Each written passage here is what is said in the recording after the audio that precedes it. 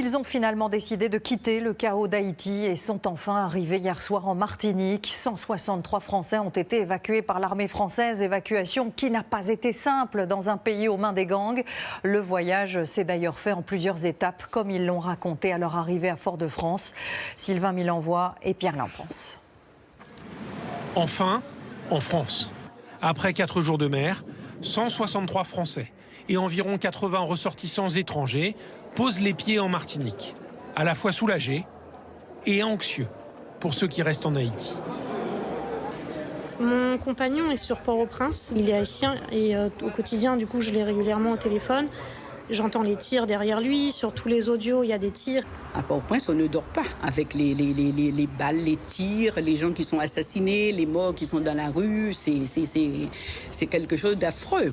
Tous décrivent la même horreur, la guerre civile, le danger permanent. Sarah a même souhaité que l'on masque son visage pour que ses proches ne subissent pas de représailles. On fait attention à ceux qui restent. Je vis là-bas depuis quelques années, donc j'ai un peu tout laissé derrière moi en quelques heures. Donc c'est un sentiment mitigé. À la fois, je suis contente d'être arrivée et à la fois très triste d'avoir tout quitté. Depuis la démission du Premier ministre, la situation empire. Les gangs contrôleraient 80% de la capitale. Alors ce porte-hélicoptère et 2 autres bâtiments de la Marine nationale ont été affrétés pour transporter tous les Français désirant quitter Haïti. Pour ce faire, 200 transferts aériens ont été nécessaires. Un hélicoptère qui a été touché. Heureusement, personne à l'intérieur n'a été blessé.